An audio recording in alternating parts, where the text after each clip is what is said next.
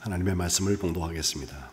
마가복음 1장 1절로 8절 말씀 제가 받들어 있습니다.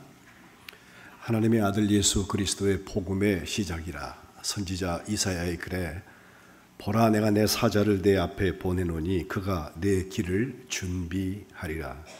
광야에 외치는 자의 소리가 있어 이르되 너희는 주의 길을 준비하라. 그의 오실 길을 곧게 하라. 기록된 것과 같이 세례 요한이 광야에 이르러 죄 사함을 받게 하는 회개의 세례를 전파하니 온 유대 지방과 예루살렘 사람이 다 나아가 자기 죄를 자복하고 요단강에서 그에게 세례를 받더라. 요한은 낙타 털 옷을 입고 허리에 가죽띠를 띠고 메뚜기와 석청을 먹더라. 그가 전파하여 이르되 나보다 능력 많으신 이가 내 뒤에 오시나니 나는 굽혀 그의 신발끈을 풀기도 감당하지 못하겠노라. 나는 너희에게 물로 세례를 베풀었거니와 그는 너희에게 성령으로 세례를 베푸시리라. 이는 하나님의 말씀입니다.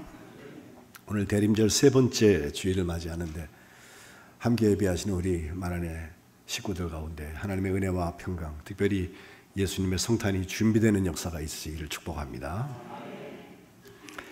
어제 저녁에 국회에서 대통령 탄핵안이 가결되어서 한동안 혼란이 지속될 것으로 보여집니다. 계엄 이후에 누가 잘해서 잘못됐다, 그리고 정말 황당한 일들을 우리가 경험하면서 분노하는 일, 이것에 앞서서 저에게는 부끄럽고 골방에 들어가서 주님하고 둘이 얘기하고 싶은 그런 마음이 깊이 생깁니다. 기도하면서 생기는 마음 하나는 우리 역사에 위기가 찾아올 때마다 수많은 그리스도인들이 하나님과 교제하면서 이 나라와 역사를 구해왔습니다. 이 역사의 주인이 하나님이십니다. 우리의 믿음을 따라서 더욱더 기도하는 시간을 갖고 하나님께서 이 혼란을 잘 다스려 주시기를, 또 하나님 나라를 향하여서 진보하는 역사가 있기를 주님의 이름으로 축복합니다. 예수님의 아버지 요셉, 또 어머니 마리아의 믿음에 대해서 지난 2주 동안 대림절 첫 번째 초, 두 번째 초를 키면서 여러분과 말씀을 나누었습니다. 마태복음에 나오는 예수님의 아버지 요셉, 사실 마태복음은 그걸 받아서 읽는 사람들, 복음서를 받아서 읽는 사람들이 유대인 중심이었어요. 그래서 족보 이야기 설명이 중요하고 예언자들의 예언이 이렇게 이루어졌다는 얘기가 많이 나오거든요. 예수님께서 임마누엘, 하나님이 우리와 함께 하신다고 하는 사건을 설명하기 위해서 집중적으로 얘기했다면, 누가복음은 누가와 사도행전을 연결해 볼 때 이건 이방인들, 이방 지역에 있는 분들이 많이 읽는 말씀이라고 생각할 수 있습니다. 그래서 그들에게는 성령의 역사와 지금 우리에게 경험되어지고 있는 이 일이 문화적으로 우리가 받아들이는 일이 아니지만 정말 하나님께서 우리를 구원하기 위해서 하셨던 일에 대한 일들이 집중적으로 설명되고 있습니다. 사실 요셉, 그리고 누가복음에 나오는 마리아의 이야기, 이 두 가지는 천사의 분부대로 행했다는 요셉이나 또 마리아가 지난주에 본 것처럼 나로서는 그거 받아들이기 어렵고 내가 지금 경험하는 일로는 이 일이 가능하지 않다고 생각이 되지만 능치 못함이 없는 말씀대로 내게 이루어지겠습니다 라고 하는 고백과 결심, 거기에 주님의 성탄이 준비되었다는 거죠. 부부가 닮습니다. 다 순종의 역사로 예수님의 성탄을 맞이하게 될 텐데, 이 성탄을 준비하는 우리가 정말 주님의 말씀 앞에 믿음의 역사를 감당할 수 있을 만큼 순종이 준비되어 있는지를 점검하는 시간이 되어야 할 것입니다. 예수님의 아버지가 된 결국 요셉이나 어머니가 된 마리아와 함께 우리가 빼놓고 넘어갈 수 없는 사람 하나가 오늘 우리가 읽는 세례 요한입니다. 예수님의 탄생 기사는 마태복음과 또 누가복음 둘의 주로 나와서 말씀드린 대로 그러한 배경을 가지고 설명을 하고 있고, 두 종류의 경배자들, 마태복음에는 동방박사들이 멀리서부터 와서 하나님 앞에 예배했다. 예수님이 성탄을 축하하고 예배했다. 모략과 황금과 유향과 모략을 드렸던 것을 알죠. 또 누가복음에는 한밤중에 천사들이 그 천사들의 찬양을 만나게 된 목자들이 양을 치다가 가보라는 말씀을 듣고 뛰어가서 자기들이 경험한 것을 함께 나누는 경배자의 역할을 하게 되는데, 이 두 종류의 사람과 함께 오늘 우리가 이 요한의 이야기를 읽는 것은, 마태복음과 누가복음에는 예수님의 성탄 기사들이 이렇게 나오지만 마가복음과 요한복음에는 예수님이 태어난 것에 대한 스토리가 별로 없어요. 오늘 우리가 마가복음 1장을 읽었는데 1절에 우리 예수 그리스도, 곧 하나님의 아들 예수 그리스도의 복음의 시작이다 1절 그려놨거든요. 그 다음에 2절부터는 예수님 얘기가 안 나오고 바로 세례 요한 얘기가 나옵니다. 요한, 그 이름을 요하난이라 해서 여호와는 하난, 은혜로우신 분이다. 사실 지난주에도 마리아한테 천사가 찾아가고 제일 먼저 이상하게 은혜 받은 자요 여기서 시작하잖아요. 그 하난이라는 거, 은혜라는 게 도대체 뭐냐. 세례 요한 탄생부터 그의 삶 전부를 놓고 보면 우리가 익숙한 은혜 받았다라고 하는 거와는 상당히 다른 것을 볼 수 있어요.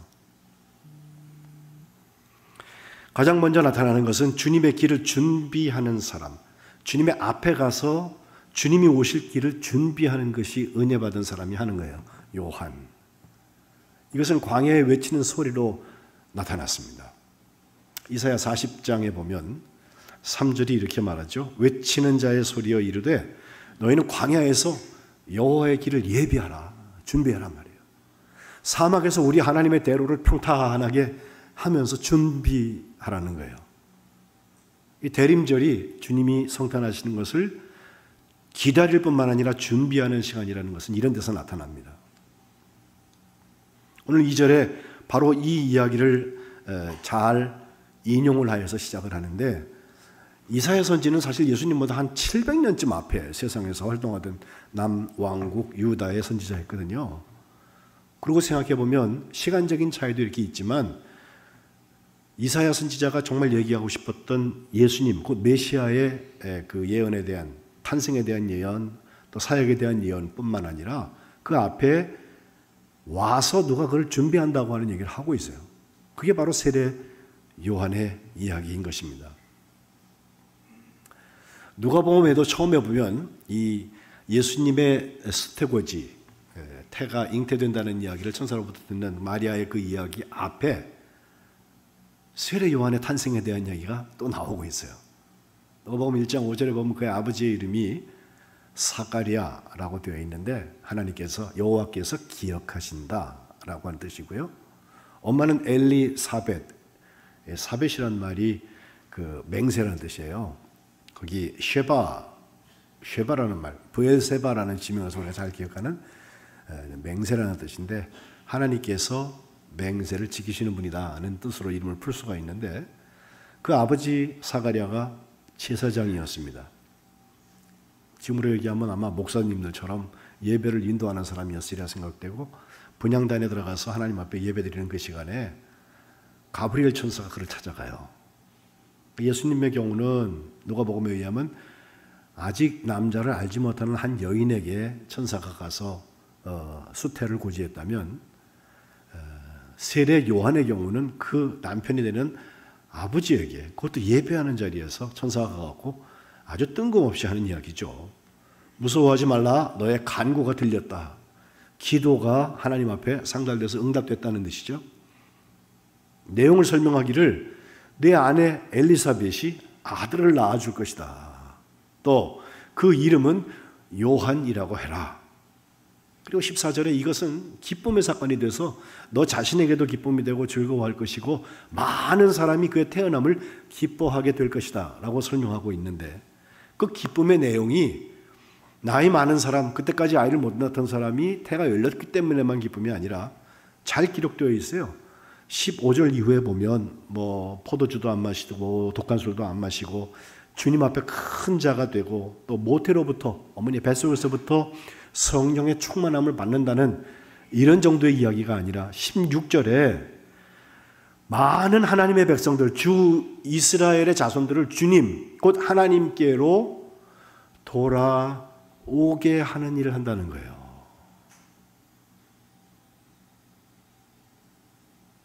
그래서 17절에는 엘리야의 심령과 능력으로, 엘리야 때 얼마나 많은 역사들과 기적들이 나타났습니까? 그 능력으로 주님 앞에 먼저 와서 아버지의 마음을 자식에게 거스르는 자를 의인의 슬기에 돌아오게 하고, 또 주를 위하여서 세운 그 백성을 준비시킨다는 거예요. 그러니까 세례 요한의 준비는 한마디로 얘기하라고 그러면 아버지께 돌아오게 하는 거예요.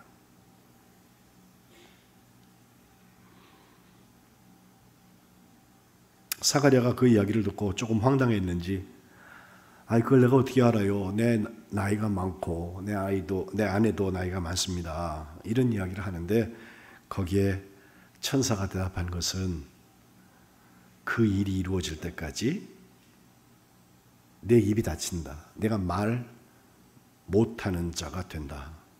능히 말을 못할 것이다. 내 말을 믿지 않기 때문이기도 하고 때가 이르면 내 말은 이루어진다라고 천사는 이야기합니다. 나라가 혼란을 겪을 때 이 말 저 말 막 하는 사람들이 있어요. 예? 그게 군중 속에 섞여서 하기도 하고 어떤 중요한 자리에서 이 나라의 방향을 자기가 바꿀 수 있는 능력이라도 있는 것처럼 회중들을 호도하고 그러는 사람들이 있어요. 그 전에 입을 닫고 하나님하고 물어볼 일이에요.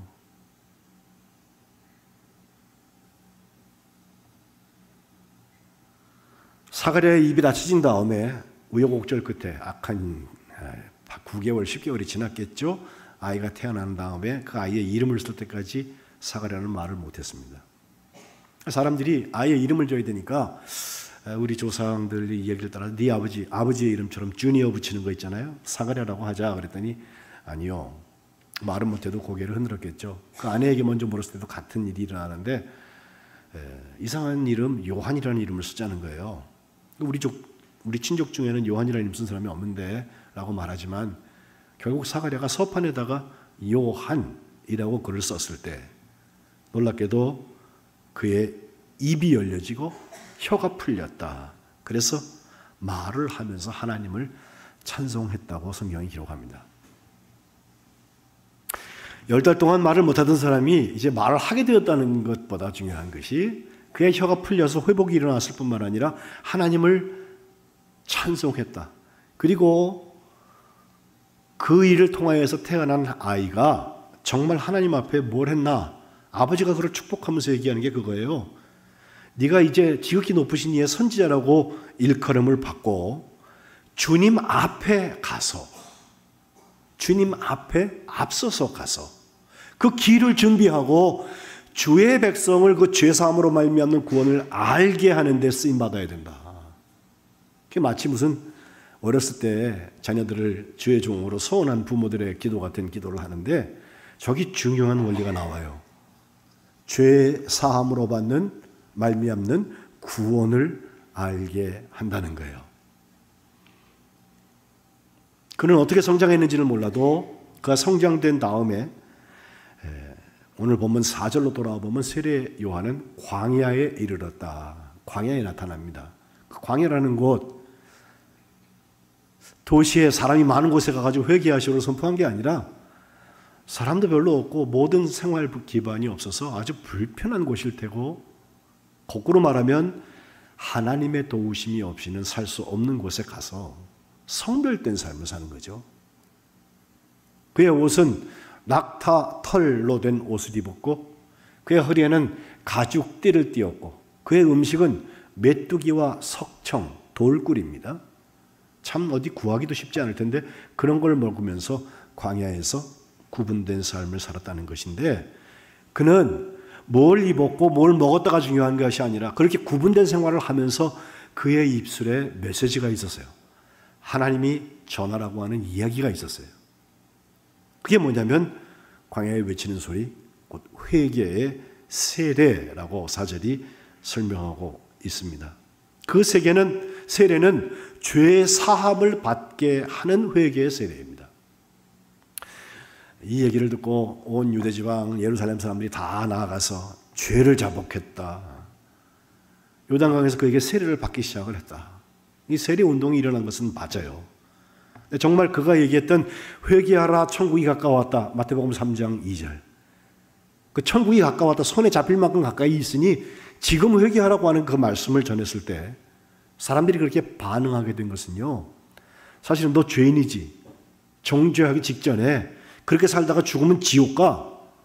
라고 겁을 주는 게 아니라 그의 말 속에는 해결책이 있어요. 돌아오라는 거예요. 아직 기회가 있다는 거예요. 나도 그걸 경험했다는 거예요. 그게 은혜의 사건입니다. 돌아오면 하나님께서 등 돌리지 아니하시고 용서하신다는 거예요. 죄 사함을 받게 하는 회개의 세례입니다. 우리가 다 같은 죄인이고 나도 죄를 지었지만 예수님의 보혈로 내 죄가 씻음받았다고 하는 거. 이거 경험하지 않은 사람이 어떻게 회개를 선포합니까? 아직도 우리에게는 기회가 있다. 아직도 우리에게는 천국 갈 길이 있다. 진노의 자녀에서부터 하나님의 자녀, 축복된 자녀로 바뀔 수 있는 가능성이 아직 우리에게 있다. 왜? 예수님께서 성탄하셔서 예수님께서 울려에서 십자가에서 물과 피를 다 흘리셨기 때문에, 죽으셨기 때문에. 그런 점에서 회개는 선언이 아니라 초청입니다. 하나님께로 돌아오는 기회를 붙잡는 것입니다. 우리가 회개해 그러면 죄를 뉘우치고 슬피 울고 자복하고 정말 내가 왜 그랬을까? 다시는 그러지 말아야지 라고 깨닫고 하나님 앞에 자기를 낮추는 데서 끝나기 쉬워요. 아니에요. 낮은 대로 가야 돼요. 낮은 대로 가면 제자리에 계신 하나님이 보여요. 하나님 앞으로 돌아갈 수 있어요. 죄 사함 받은 삶을 살 수 있어요. 그래서 세례 요한은 회개에 합당한 열매를 맺으라고 얘기하고 있어요. 회개는 했는데 그 열매가 없는 사람들, 속으로 아브라함이 우리 조상이라고 생각하지 말아라. 다시 말한다. 하나님께서 이 돌멩이 가지고도 아브라함의 자손들을 만드실 수 있다. 도끼는 나무 뿌리에 놓였다. 좋은 열매 맺지 아니하는 나무, 회개에 합당한 열매를 맺지 않는 나무, 하나님께로 돌아오지 않는 나무, 회개의 모양만 있는 나무가 있다면 그것은 찍혀서 불에 던져질 것이다. 이게 세례 요한이 한 설교예요. 많은 사람들이 그에게 찾아와서 세례를 받고 아마 침례 강에 들어갔다 나오는 였을 것이라 생각이 되는데, 그 세례를 받으면서 사람들이 무리를 이루어지고 꽤 많이 사람들이 모여 있었던 것 같아요. 그런데 그는 분명히 오늘 본문 7절과 8절에 두 번째 선포를 합니다. 나보다 능력 많으신 분이 내 뒤에 오신다. 나는 굽혀서 그의 신발끈, 그것을 푸는 것도 감당하지 못하겠다. 나랑 비교할 수 없는 분이 온다는 거예요.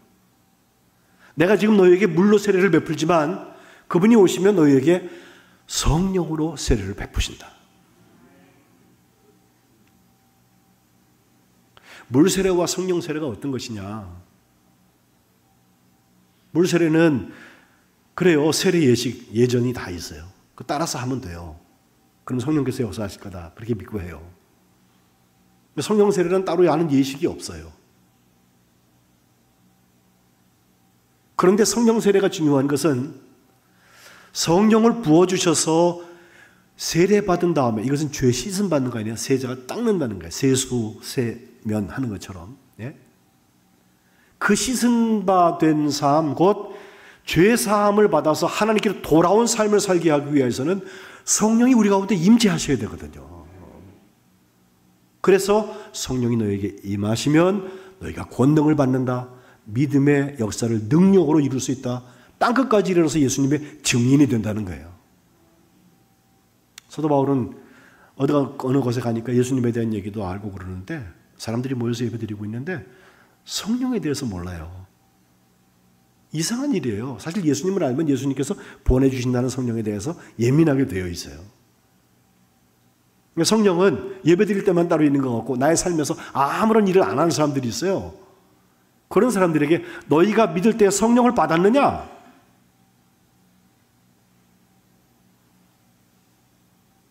그리고 그들을 안수할 때 성령이 정말 놀랍게 역사해서 사람들을 바꾸어 놓고 그들이 하나님께 돌아온 삶을 살게 되었다는 것입니다. 성령과 불로 너에게 세례를 베푸실 분. 마태복음과 누가복음 그렇게 설명을 하는데 나는 그분의 신발끈을 풀기조차 감당할 수 없다. 우리 옛날 성경에는 신들매를 감당할 수 없다. 예?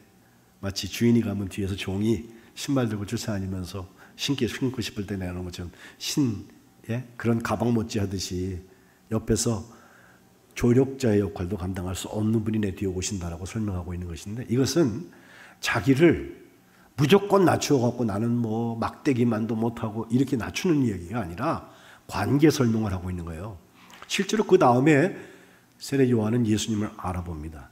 예수님을 알아보게 되는 그 순간에 세례 요한은요 이미 종교적으로 이름이 있는 어지간히 큰 교회 목사가 되어 있는 상태고 예수님은 이제 서리전도사도 안 했어. 이제 시작하는 사람이에요. 근데 그분을 알아봐요. 그분이 세례받으러 오고 있어요. 마태복음에 보면 이것을 좀 설명하기를 3장 14절에 세례 요한이 하는 이야기예요. 내가 당신에게서 세례를 받아야 될 텐데 당신이 내게로 오셔서 세례를 받는다. 이게 무슨 말입니까? 알아보고 하는 얘기예요. 주님께서 말씀하시죠. 지금은 허락해라. 이같이 하여서 우리의 모든 의를 이루는 것이 오히려 합당하다 하셔서 말씀하셨기에 세례를 베풀기는 합니다. 그러나 다른 사람들은 어떻게 볼까요? 아, 죄인 하나가 와가지고서는 세례받고 죄 씻음을 받았다고 생각했을 거예요.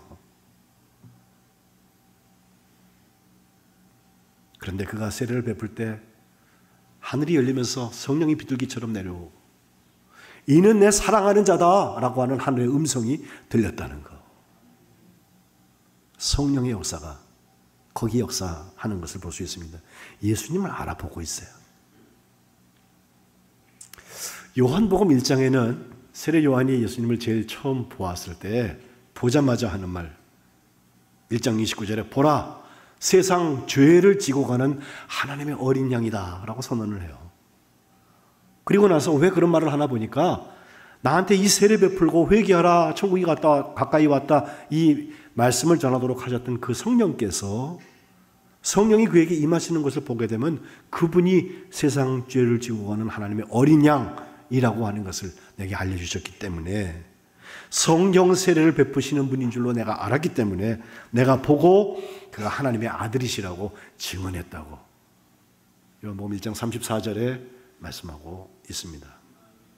이어지는 이야기를 보면요 더 놀랍습니다. 자기 밑에 이미 따라오는 제자들이 있었고 나는 그를 세례하는 사람이 됐잖아요. 그럼에도 불구하고 그 두 제자들을 향해서 또 얘기하는 거죠. 세상 죄를 지고 가는 하나님의 어린 양. 봐라 하나님의 어린 양이다 라고 얘기했더니 그 얘기를 들었고 두 제자가 예수님을 따라가요. 자기 제자가 따라가는데 그것을 허락합니다. 그 중에 한 사람이 안드레라는 사람이고 그 안드레는 갔다가 돌아와가지고 자기의 형제인 시몬 게바에게 내가 이런 분들을 만났다고 해서 같이 따라가게 되는데 그게 베드로와 안드레 수제자와 또 3인반 중에 하나인 또 그 가까운 그룹에 있는 베드로와 안드레 형제가 예수님을 따르게 되는 예수님의 제자들이 형성되는 시작을 열었다는 것입니다. 자기의 제자를 보낼 만큼 예수님을 알아보게 된 것은 그의 마지막 결심과 한마디 이야기에서 나타나는데 요한복음 3장 30절에 나타납니다. 30절에 한번 읽어봅시다. 시작. 그는 흥하여야 하겠고 나는 쉬어야 하니라. 저는 저게 대림절의 영성이라고 봐요. 예수님도 흥하고 나도 흥하면 얼마나 좋겠어요. 예? 저 얘기가 왜 나오냐면 요한의 제자들이 와가지고 하는 말이 당신이 세례 주는 사람이 저쪽에서 세례를 주는데 우리한테 세례 받은 사람들 다 절로 가. 좀 쉽게 설명할까요? 요 옆에다가 우리 교회에 있던 사람이 요 옆에다가 개척교회를 하나 했어. 근데 우리 교인들이 다 글로 가. 그럼 저한테 와가지고 얘기할 거 아니에요. 아이 목사님 우리 아무개 다 절로 가요. 어떡하면 좋죠? 근데 세례 요한은 예수님을 알아보고 있어요. 그는 흥하여야 되겠고 나는 쇠하여야 하리라. 이 결심이 없이 대림절, 성탄절 가짜입니다. 내가 잘 되면, 내가 흥하면 예수님이 쇠하든 흥하든 상관없이 좋은 거고, 내가 쇠하면 예수님이 흥하든 말든 나쁜 거다. 그 자리에 주님 성탄하시지 않습니다. 물론 흥하면 좋아요. 그러나 혹시 내가 쇠하더라도 그 자리에서 정말 흥하여야 될 뿐, 그게 우리의 목적이란 말이에요. 그게 준비된 곳이 예수님이 성탄하셔서 누이신 구유입니다. 거기에 찾아가서 경배하는 게 성탄절입니다. 프랑스 동부에 알사스라는 지역이 있어요. 거기에 알버트 슈바이처도 거기서 태어나고 그랬는데, 그 지역에 보면 슈트라스부르크라는 큰 도시가 있고, 거기서 남쪽으로 한 1시간 내려오고, 제가 살던 바젤에서도 1시간 북쪽으로 올라가면 꼴마라는 작은 도시가 있는데, 거기에 교회가 있고 거기에 성화들이 있는데, 예수님 십자가에 죽으신 성화, 많은 성화 중에서 제가 이 성화를 꼽습니다. 왼쪽에 보시는 곳이 그 교회의 한 부분이고요. 운털린덴이라는 곳인데 거기에 성화가 3폭이 쭉 있어요. 이렇게 접히는 거예요. 오른쪽에 보시면 예수님이 십자가 이렇게 매달려 있잖아요. 마티아스 그리네발트라는 화가가 45살 됐을 때 그린 그림입니다. 저 그림은 사실 제 선생님의 선생님이 되신 신학자 칼 바르트가 자기 서재에 책상 앞에다가 이렇게 붙여놓고 신학을 하면서도 또 생각을 하면서도 그림을 늘 묵상했던 그림이라는 소식도 후에 듣게 되었는데, 저는 저 그림 여러 번 찾아가서 그 앞에서 예수님의 십자가를 묵상하는 시간들을 가졌어요. 근데 저 그림이 독특하게 제가 연구를 좀 해보니까 그림 왼쪽에 3사람이 보이죠? 안 보이세요? 왼쪽이에요? 오른쪽이에요? 예, 저 3사람 중에 흰 옷 입은 사람이 예수님의 어머니 마리아고요. 그를 부축하고 있는 사람은 예수님의 제자 12 중에서 사랑하는 제자 요한입니다. 그리고 앞에 무릎 꿇고 이렇게 기도하고 있는 사람은 막달라 마리아를 그린 거라고 해요. 그런데 저게 르네상스 이후에 그림 그리는 화가들의 화풍을 보면 사실에 가급적이면 정직하게 사진 찍은 것처럼 그림 그리자라고 하는 운동들이 있어서 원근법이나 이런 것들을 많이 바꾸어서 활용하게 되는데, 저 그림 가만 보면요, 손의 크기만 봐도 막달라 마리아의 손하고 예수님의 손은 거의 2배 차이가 납니다. 크기가. 예수님의 몸이 좀 더 크게 그려져 있어요. 이것은 그 전에 그려왔던 화가들의 버릇이라고 보여지는데, 예수님이 크게 보여야 된다는 거예요. 거기서 예수님이 흥하여야 되겠고 우리가 쇠하여야 되겠다라는 생각을 할 수도 있어요. 근데 정말 저 그림이 그 바르트라는 신학자에게도 그렇고 제게도 똑같이 감동이 되는 것 하나는, 그림 왼쪽에 있는 손가락을 이렇게 쥐고 있는 한 사람인데, 보통 예수님의 제자 요한은 예수님의 십자가 앞에 있었으리라 생각돼서 그려요. 근데 세례 요한을 저기다 잘 그리지 않습니다. 세례 요한을 그려놨어요. 시간적으로 봐도 예수님이 사역하시는 중에 그가 먼저 목잘내서 순교를 했으니까 예수님의 십자가 자리에 있다는 건 말이 안 돼요. 그러나 왜 저기다 저 그림을 그려놓았을까? 세례 요한 편에 그려놓은 자리를 쭉 저렇게 좀 밝혀서 보면 그 밑에 양이 한 마리 있잖아요. 세상 죄를 지고 가는 어린 양, 십자가를 지고 있고, 거기 목에서 피가 뚝뚝뚝 떨어지는데 밑에 성찬하는 성찬잔이 있어요. 받아 먹어라, 이는 너희를 위하여 흘리는 내 피다. 저 예수님 곧 세상 죄를 지고 가는 어린 양에 대한 얘기를 하면서 세례 요한이 책을 펴놓고 손가락을 가리켜서 예수님을 가리키고 있어요. 십자가에 죽으신 예수님을 가리키고 있어요. 그리고 그 뒤에 글씨가 이렇게 써 있는데, 라틴어 성경으로 되어 있는 그는 흥하여야 되겠고 나는 쇠하여야 하리라, 그거 써놓았어요. 저 손가락이 대림절입니다. 저 손가락이 우리 성도들이고 저 손가락이 하나님의 자녀들입니다. 그분이 흥하여야 되겠고 나는 쇠하여야 하리라.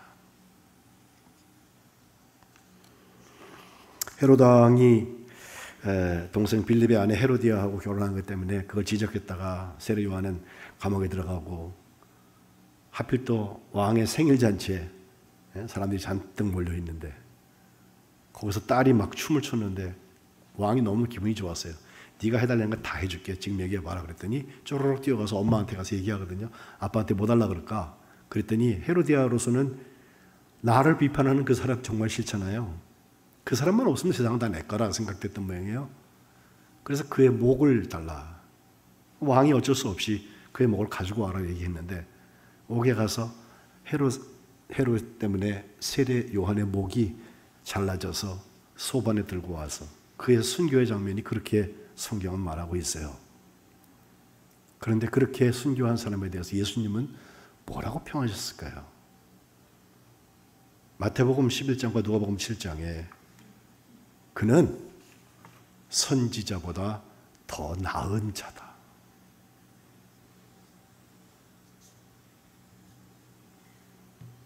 선지자보다도 훌륭한 자다. 그리고 11장 11절에 여자가 낳은 자 중에서 세례 요한보다 큰 이가 일어남이 없다.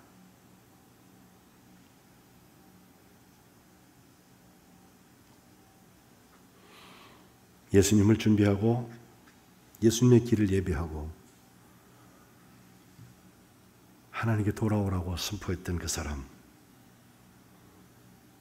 주님을 알아보고 주님께 내 제자를 드렸을 뿐 아니라 주님이 흥하셔야 되고 내가 쇠하여야 되리라 이 고백했던 이 사람, 대림절에 우리가 본받아야 될, 그리고 예수님의 오심을 준비하는 사람들이 표를 삼아야 될 하나님의 사람인 것입니다.